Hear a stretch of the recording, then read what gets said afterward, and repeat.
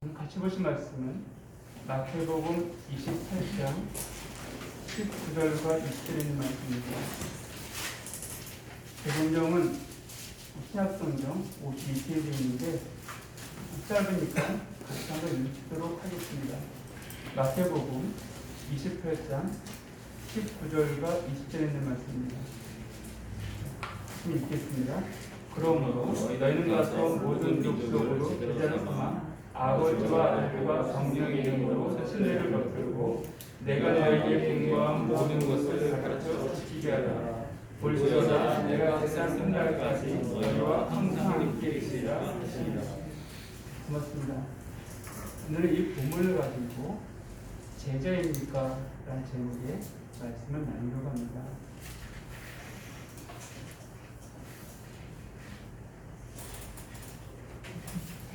어떤 사람이 마지막으로 이 땅을 살면서 마지막으로 죽을다는 말을 유언이라고 합니다.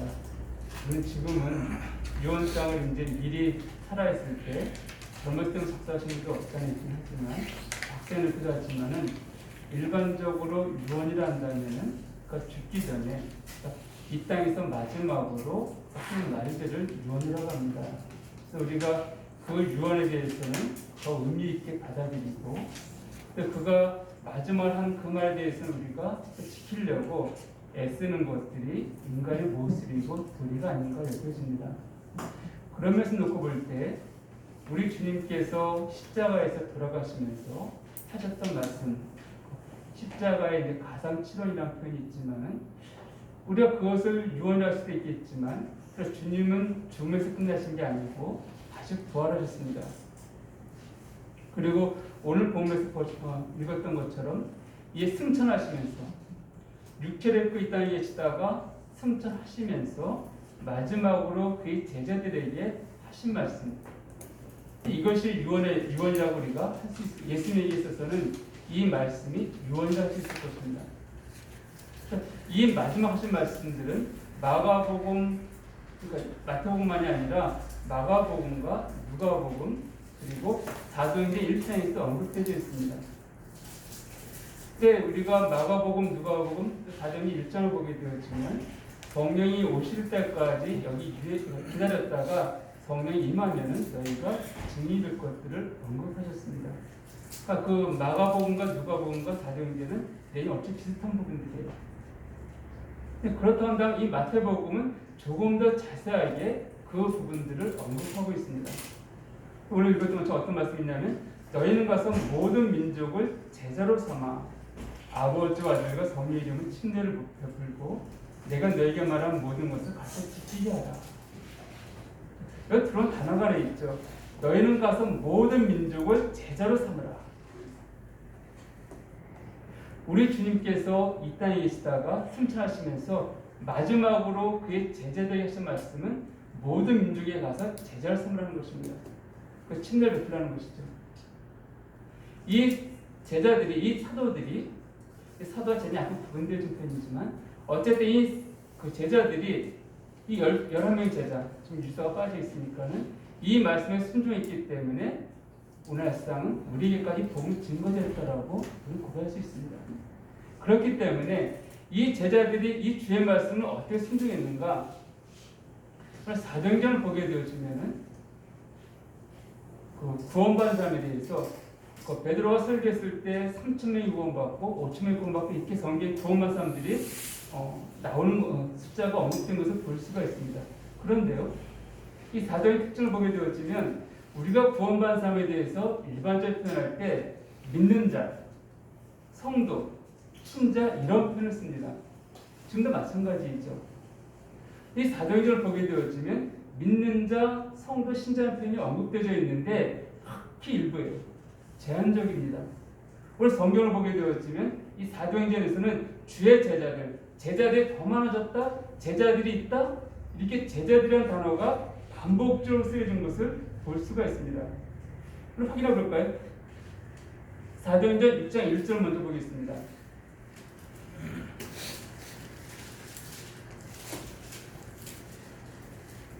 여기에 보게 되었지만 그때 제자가 더 많아졌는데 이게 표현하고 있습니다. 그리고 6장 2절을 보게 되어지면 12사도가 모든 제자를 불러 이르되 또 있습니다.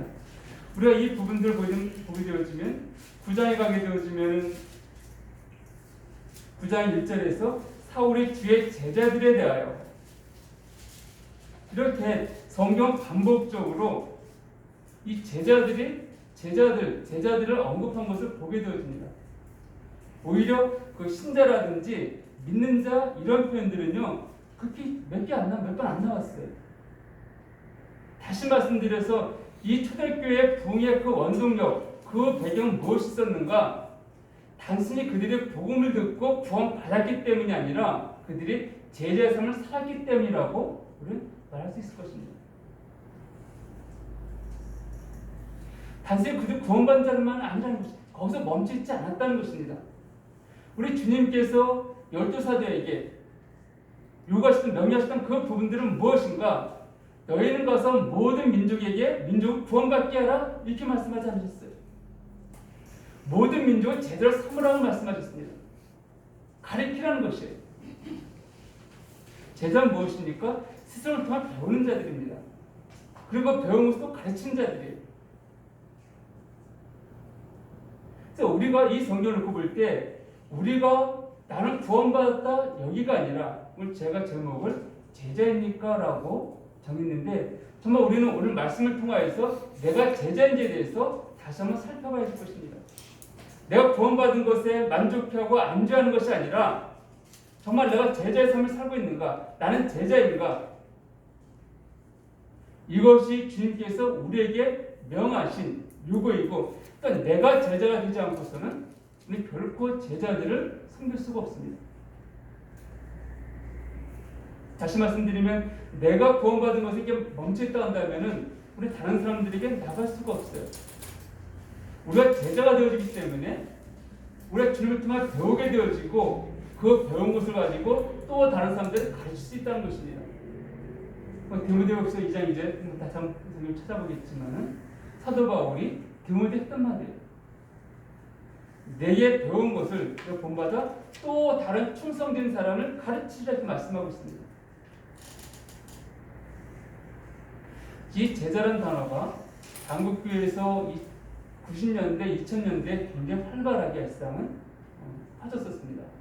그때 각 교회마다 제자훈련이라는 단어가 유행했었고 그리고 선교단체에서 이 제자훈련을 참 많이 했었어요. 그래서 굉장히 한국교회 부흥에 한 목을 담당했지만은 그러나 그들이 제자훈련이라는 걸 단어를 통하여서 실패했던 이유들은 주님의 제자가 아니라 사람들의 제자로 만들었기 때문에 실패했던 부분입니다. 그래서 오늘 그 제자훈련에 대해서 우리가 살펴볼 게 아니라 과연 제자가 되기 위해서는 어떻게 해야 될 것인가? 그냥 구원받고 있으면 그냥 당연히 제자가 되는가? 결코 아니죠. 왜 어떤 사람을 향하여서는 구원받은 자임에도 불구하고 이 제자의 삶을 살고 있지 못하는 것에 대해서 오늘 살펴보려고 합니다. 첫 번째로 제자가 되기 위해서는 어떻게 되는가? 먼저 포기해야 됩니다. 포기하는 사람이 제자의 조건의 첫 번째입니다. 마태복음 4장을 보게 되어지면 우리 예수님께서 사도 제자를 부르신 베드로와 야고보를 부르신 장면이 언급되어 있습니다. 마태복음 4장 18절을 보게 되어지면 갈릴리 해변에 다니시다가 두 형제 곧 베드로라는 시몬과 그 형제 안드레가 바다에 금을 던지는 것을 보시니 그들은 오라 말씀하시되 나를 따라오라 내가 너희를 사람을 낚는 어부가 되게 하리라 하시니 그들이 곧 그물을 버려두고 예수를 따르니라. 거기서 더 가시다가 다른 두 형제 곧 세베대 아들 야고보와 그 형제 요한이 그의 아버지 세베대와 함께 배에서 그물 깁는 것을 보시고 부르시니 그들이 곧 배와 아버지를 버려두고 예수를 따르니라 되어 있습니다. 이들은 어부였습니다. 그래서 그들은 그 어부 일로 말미암아 생계를 유지해 갔던 사람들이에요. 지금 예수님께서 이들을 부르실 때 그들은 그들의 생계에 대해서 포기하고 주를 따랐다라고 말씀하고 있습니다. 이건 비록 베드로와 야고보가 어떤 그 요한만이 아니라 우리가 마가복음에 보게 되어지면 마가복음 2장에 보게 되어지면 마태라는 레위에 대해서 똑같습니다. 마가복음 2장 14절을 보게 되어지면 또 지나가시다가 알페의 아들 레위가 세관에 앉아 있는 것을 보시고 그에게 이르시되 나를 따르라 하시니 이런 따릅니다. 이 레위라는 직업은 특별한 직업입니다. 그리고 이 세상에서 이 레위라는 직업은 유대인들에게는 욕을 먹고 이런 위치에 있지만은 나름 로마의 식민지에 있는 지금 이 상황에서는 나름 성공한 그 위치이고 출세한 자리입니다. 자기가 이 레위 이 세리를 쓰면서 세리를 쓰면서 많은 재물을 모을 수 있는, 그러니까 그 육체적인 시각을 보게 되어지면 육의 눈을 보게 되어지면 성공한 자리에 있는 사람이에요. 그러니까 그 자리에 오르기까지 얼마나 애썼고 힘들었을까 생각할 수가 있습니다. 그런데 그런 좋은 자리를 예수님 부르자 포기했다는 것이, 그리고 바로 따라갔다라고 말하고 있습니다. 우리 잘 알고 있는 누가복음 9장 23절 보게 되어지면 또 무리에 계시되 날 따라오려거든 자기를 부인하고 자기 십자가를 지고 날 쫓을 것이라고 지금 말씀하고 있습니다. 즉 우리가 제자가 되기 위해서 첫 번째는 나를 포기하는 것이에요. 무엇을 포기하는가? 거긴 물질만이 아니에요. 재산만이 아닙니다. 우리가 암송했던 구절이 하나 있죠. 마가복음 10장 29절 30절 보게 되어지면 내가 진실로 너희에게 이르노니 나와 복음을 위하여 집이나 형제나 자매나 모친이나 아버지나 자식이나 또 집과 전토를 벌인 자는 현세에서 배나받고 내세에서 영생 얻지 못한 자 없다라고 말씀하고 있습니다. 근데 왜 그 말씀하셨는가? 마가복음 10장 28절에 베드로가 말합니다. 부자가 하나님 왔을 때 주님께서 네 재산을 팔고 날 쫓으라니까 근심이 갔다는 것이에요. 그러니까 베드로가 우리는 다 버리고 주를 쫓았습니다 라고 말할 때 하셨단 말씀입니다. 즉, 이 베드로는 제자가 되기 위해서 자기의 모든 걸 포기했다고 말하고 있습니다. 부모, 형제, 자식, 집 모든 걸 포기했다고 말하는 것이에요. 여기에는 우리의 꿈까지도 포함되어집니다.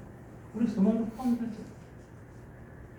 제자가 된다는 것은 나의 모든 것, 내 꿈과 내 가족과 나의 모든 것들을 포기하고 버리고 오로지 승만 따라간다는 것입니다. 우리가 지금은 이제 그런 걸 보기가 좀 쉽지 않지만 옛날에 도제라는 그 단어가 있습니다. 이게 무슨 말인가 하면은 그 도자기 같은 거 굽거나 할 때 장인이죠. 이 사람한테 배우는 사람들이 있습니다. 극히 일부의 사람들이요. 그래서 도제인데 이 사람은 그 스승과 함께 먹고 자면서 함께 배우는 것입니다. 하루 이틀이 아니에요. 오랜 시간 그 스승 집에 머물면서 그 스승의 모든 것들 전수받는 것, 이게 도제라고 합니다. 근데 그렇게 하기 위해서는 그런 자기 가족 다 포기했다가 버려야 돼요.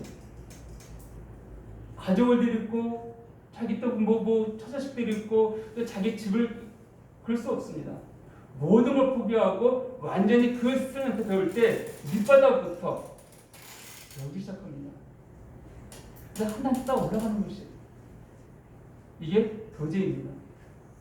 그러니까 우리가 이 제자가 되기 위해서는 바로 지금 그걸 말씀하시는 거예요. 모든 것을 포기해야 됩니다.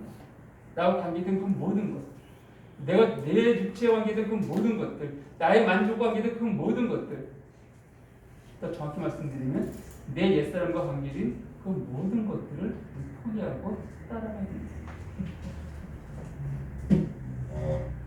두 번째로는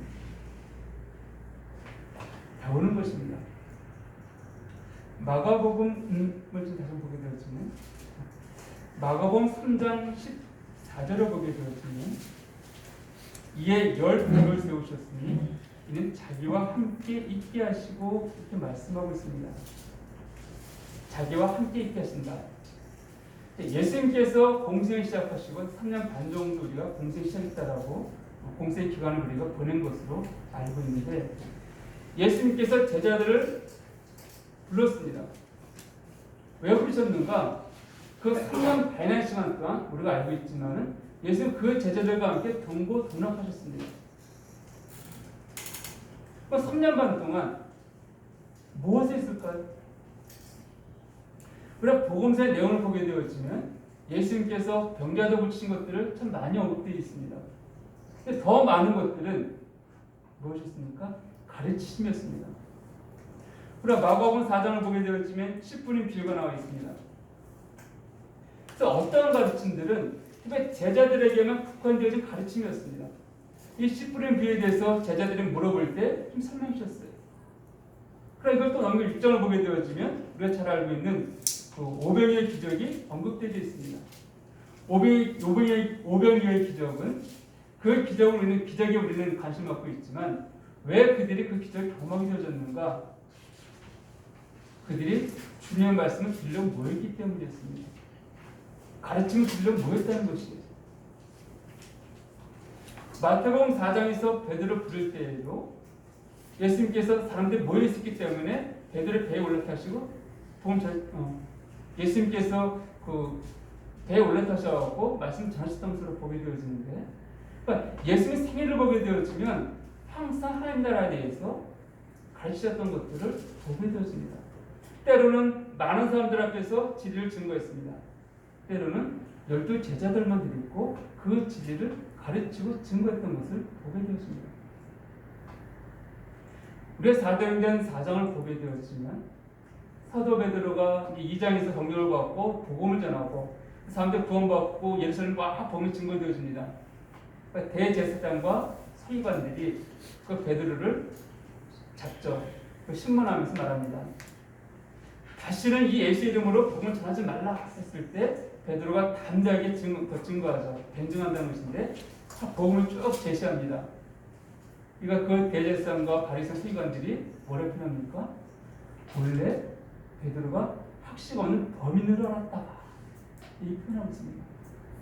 예, 일반인 학식이 없는, 배운 것이 없는, 성경을 알지 못하는, 나름 자기들은 제사장이고 서기관들이고 바리새인들이고 성경을 좀 알고 있다는 자들인데 베드로가 그 말하는 걸 들어볼 때 자기들보다 훨씬 더 지혜롭고 똑똑하거든요. 깜짝 놀라는 것이에요. 어떻게 일이 가능했을까요? 바로 배웠기 때문입니다. 예수님께서 이 제자들을 들고 다니시면서 단순히 당시에 죽으심만 언급하신 것은 아니에요. 누가복음 20장을 보게 되었으면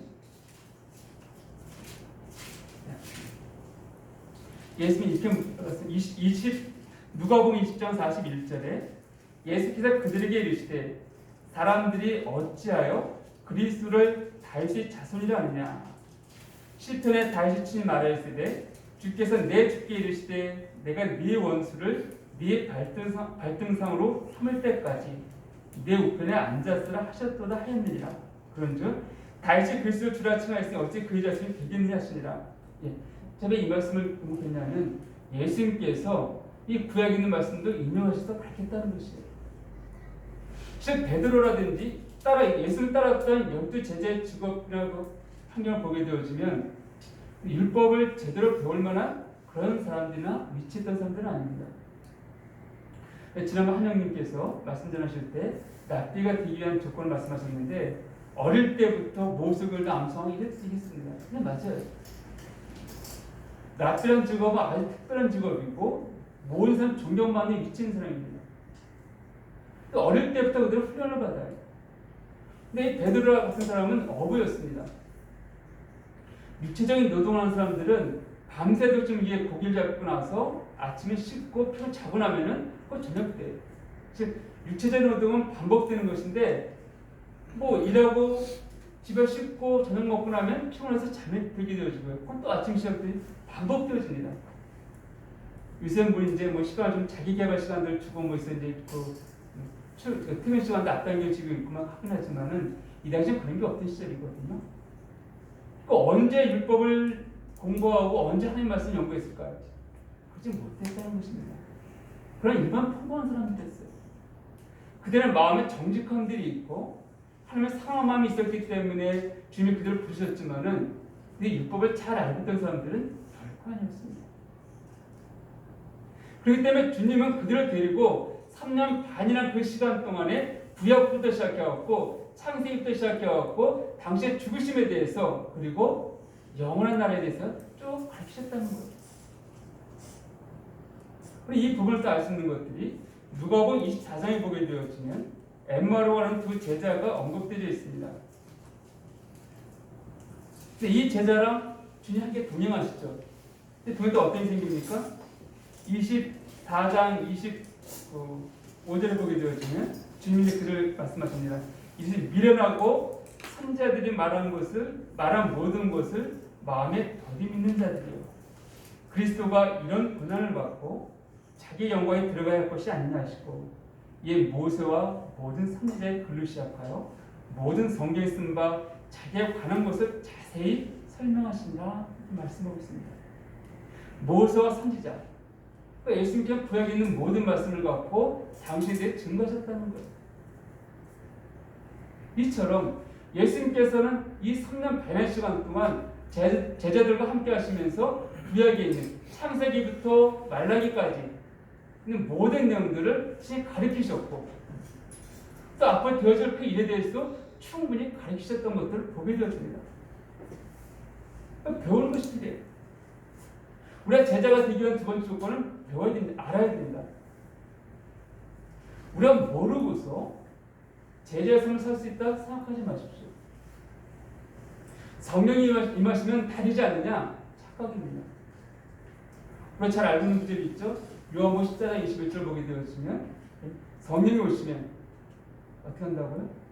내가 너에게 말한 모든 것을 생각나게 하시게 되어 있습니다. 내가 너에게 말한 모든 것, 그걸 생각나게 하신다는 거예요. 요한복음 16장 13, 14에 또 같은 내용의 말씀들이 언급되어 있습니다. 그래서 성령이시면 그 진리 가운데 너를 인도하신다는 것이에요. 그리고 내가 너에게 말한 모든 것들을 기억나게 하시고 깨닫게 하신다라고 말씀하고 있습니다. 그러니까 하나님 말씀 없이 이 하나님에 대한 올바른 지식이 없이 무조건 성령만 있으면 되어진다라고 사는 것들은 큰 오산입니다. 그래서 꾸준히 내가 제자가 되기 위해서는 제자의 삶을 살기 위해서는 꾸준하게 하나님의 말씀을 묵상하고 읽고 연구하는 것들이 필요한 것이에요. 일주일에 한 번 설교 듣는 것으로 만족하지 마십시오. 매일 아침 보내주는 그 묵상의 글을 읽으면서 만족하지 마십시오. 그건 제자 삶에 굉장히 모자란 것들이에요. 부족한 부분들입니다. 내 스스로가 하나님의 말씀을 사모하고 그 말씀에 무릎 꿇고 우리가 그 말씀을 거할 때 제자의 두 번째 조건이 충족되어진 것입니다. 배우는 것이에요.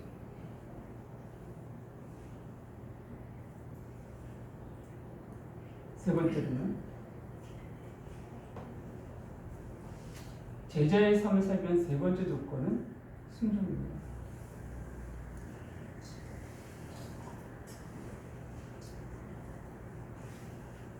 요한복음 8장 32절을 보게 되어지면 이렇게 말씀하고 있습니다. 그러므로 예수께서 자기를 믿은 유대인들에게 이르시되 너희가 내 말에 거하면 참으로 내 제자가 되고 말합니다. 너희가 내 말에 거하면 이것을 다른 성경을 보게 되었지만